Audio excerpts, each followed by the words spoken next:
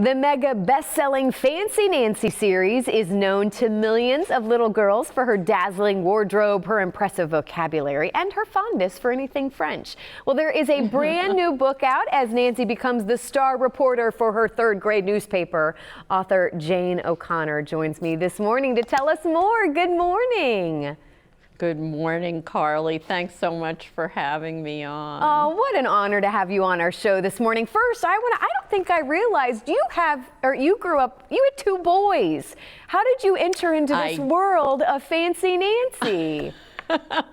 It's tapping into my younger self. It all started with the first picture book, Fancy Nancy. I never thought it was going to continue the way it has or branch out into chapter books like Nancy Clancy, Late Breaking News. But I love dressing up in a tutu and a pair of my mom's high heels, and I'd be dripping jewelry for my relatives when they would come to visit on Sunday afternoon. And that was sort of the genesis of the character. And I was always trying to get my mom to wear more makeup and more jewelry and look fancier. So it was me. Oh, I love it. Well, I'm so glad that that was you and that you've been able to provide kind of this love for being fancy. I have a 4-year-old at home who loves it as well.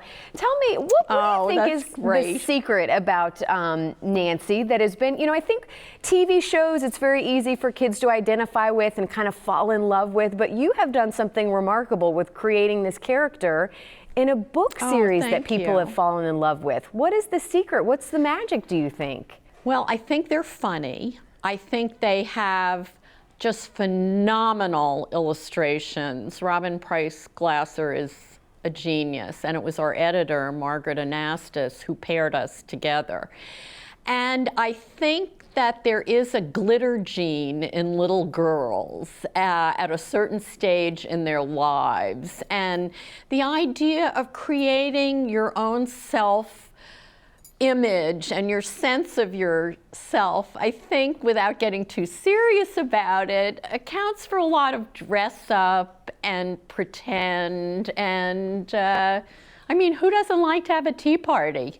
I know, right? I want to have a tea party with you. So tell me, what's next? I would love it. What's next for the series? Because I love that Nancy, we've been able to grow up with Nancy, or little girls have been able to grow up with Nancy. Does she keep aging? What happens? What comes next? Well, in the chapter book, she's 9.5, and in the one that is publishing February 28th, she is desperate to find a page-1 story as a roving reporter for her third grade's Gazette. And what she does, though, is accidentally overhears something and starts spreading fake news. Uh-oh. And I had no idea when I was writing it, because this was, well over a year and a half ago, that it would be so timely.